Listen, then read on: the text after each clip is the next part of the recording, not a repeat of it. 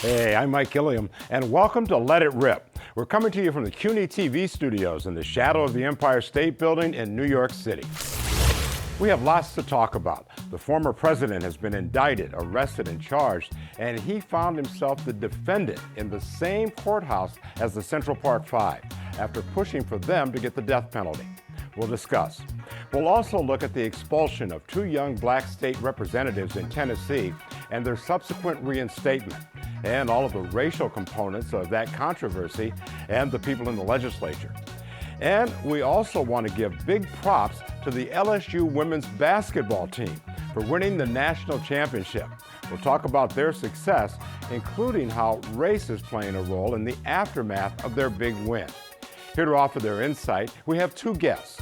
The interim dean of the School of Arts and Sciences at York College, Dr. George White, who focuses on American law and society as well as African American history, and attorney Roger Wareham, who was one of the lawyers for the exonerated five.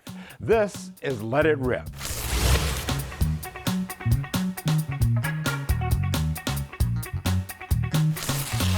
Welcome to both of you. Roger, let's start with you. This time, the defendant, Donald Trump, is the guy that's sitting in the hot seat at the Manhattan Criminal Court building.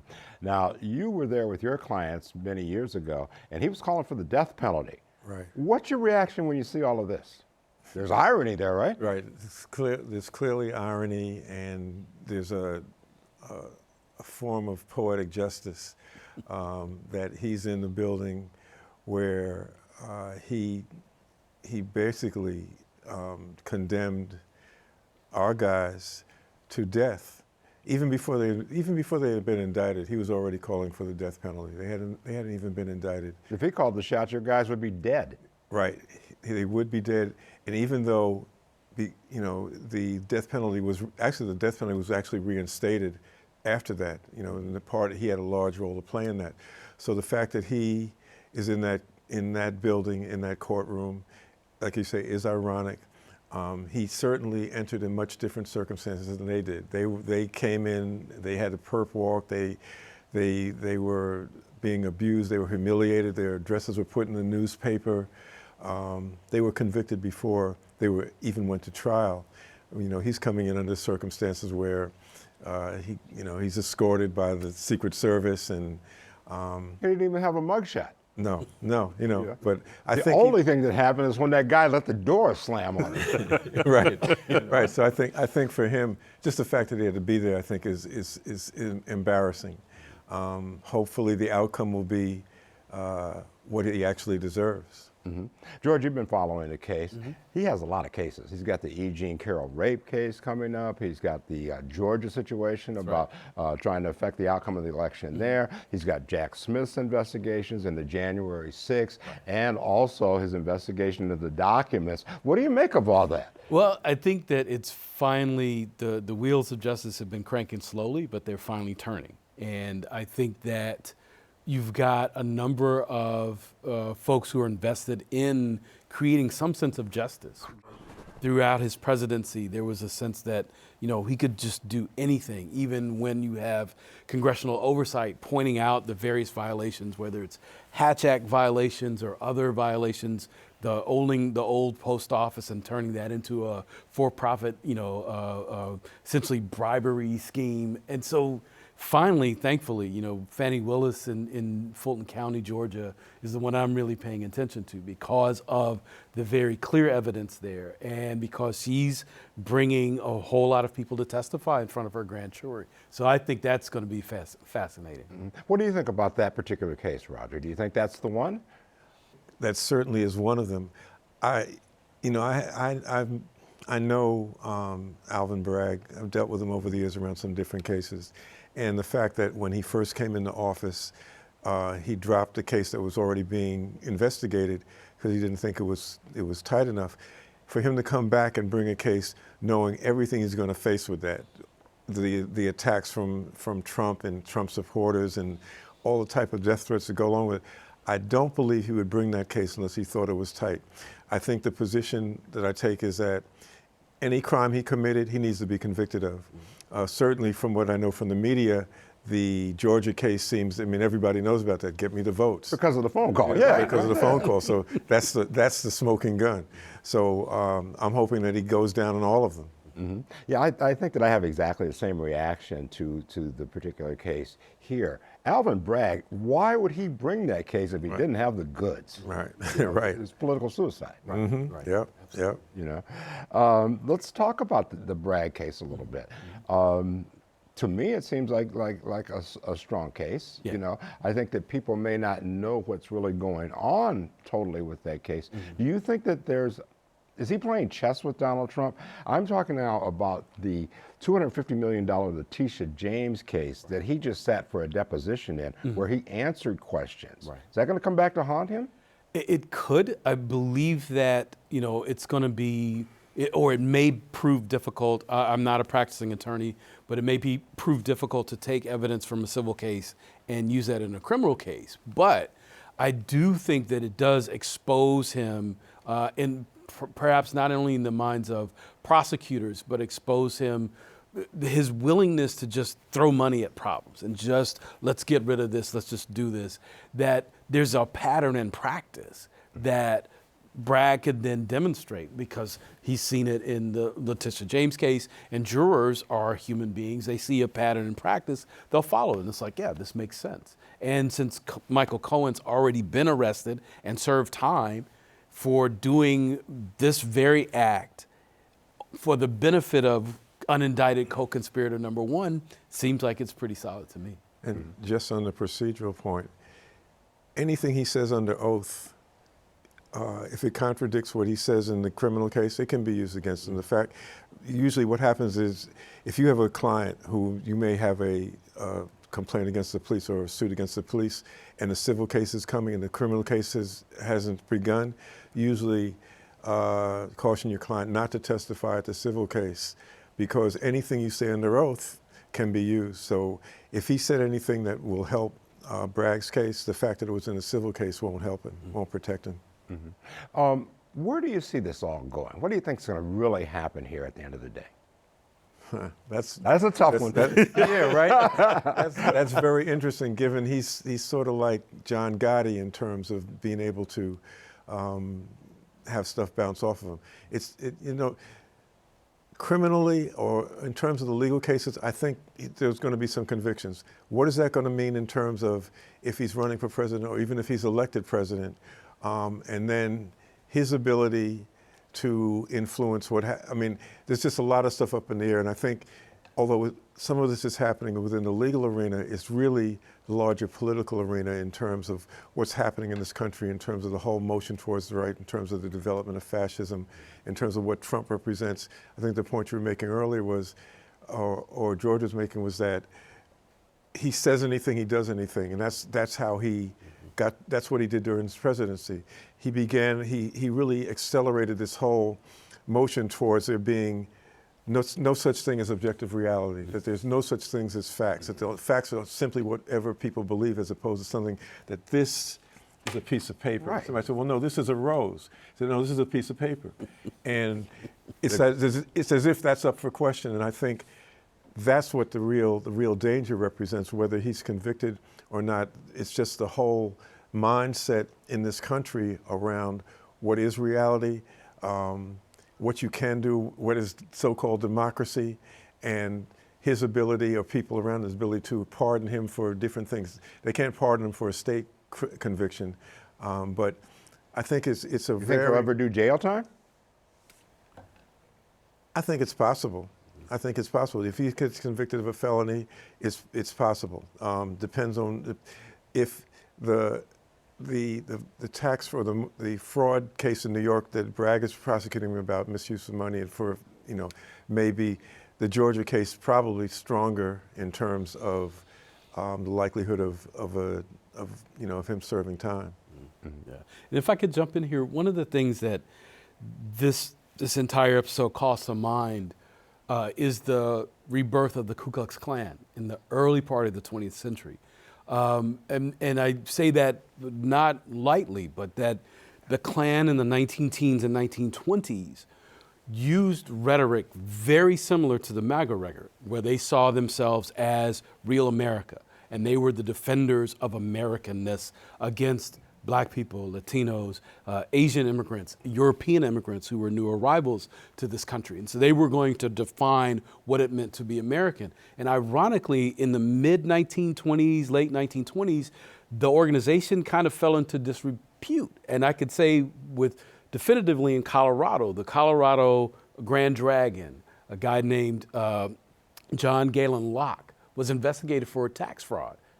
And then that led to a series of corruption scandals, and people eventually kind of abandoned the Klan, even though they didn't abandon these ideas around white supremacy. So I could see him serving time in a way as kind of like this indictment of him and these ideas. But the ideas have survived, and they will survive him. They were here before he was here. What people are calling Trumpism was Klanism 100 years ago. I want to take us back a little bit now to the irony of him being in that courthouse again. And you both have written about this, right? Can you kind of walk me through a little bit of that and the case that you had there, Roger? The 5 of them were arrested, charged with the attempted murder, rape and attempted murder of a young white jogger in Central Park in 1989. There was nothing.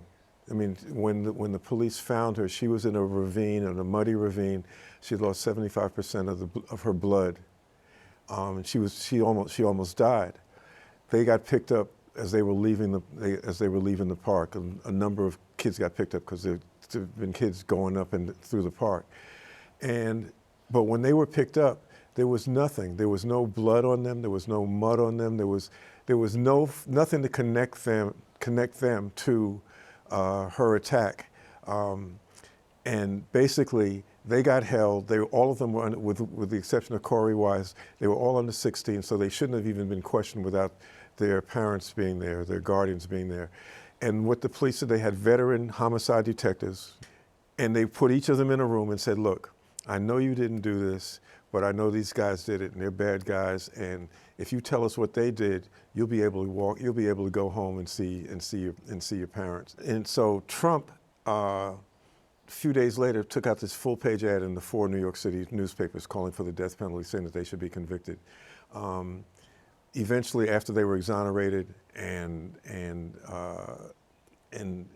we got the settlement, Trump's position is still that they were still part of it, and that he wasn't apologizing, that he did the right thing.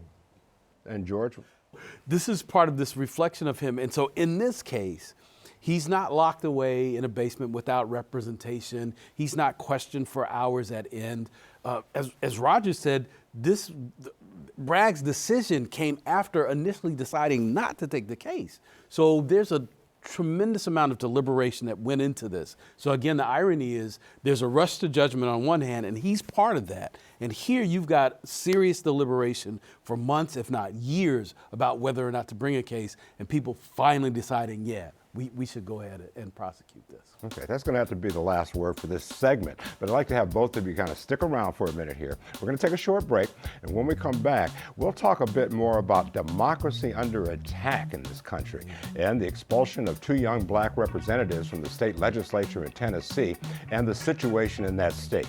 Stay with us. I'm Mike Gilliam, and this is Let It Rip. Welcome back to Let It Rip. I'm Mike Gilliam. I'm joined by the interim dean for the School of Arts and Sciences at York College, Dr. George White, and attorney Roger Wareham, who was one of the lawyers for the exonerated 5.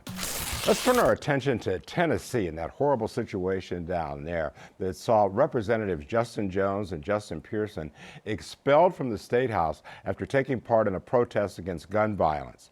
Now, most people didn't see this one coming. George, you're originally from Tennessee. Yes. What'd you make of all this?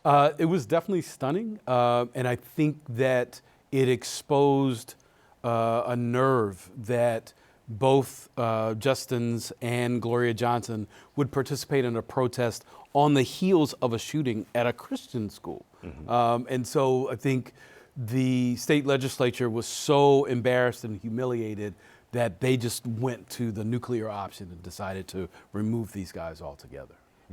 But they have history there. I mean, for a long time, they had to battle over getting that bust of, I believe it was Forrester, right? The Yeah, former KKK grand wizard, removed from the State House, right? Right. No, absolutely. So there's a long history of deeply embedded white supremacy in the state of Tennessee, and what the Justins and I think Gloria Johnson as well represent is this kind of progressive coalition pushing back against that. And pushing back, even with the supermajority of Republicans in the State House, pushing them back against this narrative that you know the state and you actually represent the people. Because realistically, both Justins represent probably the majority of the population in the state, representing Nashville, the largest city, and Memphis, now the second largest city. Yeah, hundreds of thousands of people. Oh, absolutely, absolutely. That will be deprived of representation, even if it was just for a couple of days. The ability to say, we're going to expel you simply for a protest, and to frame it as mutiny was just insane to me, absolutely insane. Yeah. Roger, it felt to me like an attack on democracy. What did it feel like to you? No, that's precisely what it was. It was, if you speak out against an issue that we think is inappropriate, then you no longer have any constitutional rights. You no longer have any rights to due process, and that we can just push you out in the same way that they want to ban books in Florida. They want to change the narrative for public school textbooks in Texas to, what was it, slavery was now force some kind of workers and low paid or not. Right. So I think that's part of that same discussion around just, we can now alter reality. That that history is not, they're not definitive facts that happen in history. We can make it anything we want, and I think that's the real threat to what these incidents mean in terms of how are we going to exist in 2023 in the 21st century if there's no touchstone around what exists as reality, or we can redefine democracy to be, it's whatever we want it to be. So you can have an authoritarian person and they define it, this is what democracy is. So I think the lesson for all of us, for your viewing audience, is don't view it as something that's Southern, or don't view it as something that's Tennessee specific. View it as, what does this mean for any of us in any part of this country? Because it's the old saying, they came from you in the morning and I didn't say anything, and they came from somebody else, and then when they came from me, there was nobody left. We've got to be very vigilant. We've got to take these issues up, and I think it's important that you're bringing this up, for your viewing audience, in terms of, what does this mean for us? And not look at it abstractly as that's over there, but it has nothing to do with us in New York City. Oh yeah, and with gerrymandering, like those guys can play to that constituency. Yeah. Now, one of the things they did is they went after Justin before about his dress, about wearing a dashiki. Yeah. What do you think about that? The same thing, but he stood up for it, and I think, historically, wearing dashikis was back in the late 60s when I was growing up. It was really a statement, of affirmation of, your pride and your African heritage, and that black is beautiful, and that the standards of whatever dress and beauty were not going to be defined by a white supremacist culture. So the fact that he, did that, stood up for it, and they should have had a hint that he wasn't going to just back down when they tried to get rid of him. And so it came back and bit them in terms of them both being reinstated. George, all this started over a protest over gun violence. Right? No, absolutely. And it just continued and kind of grew from there.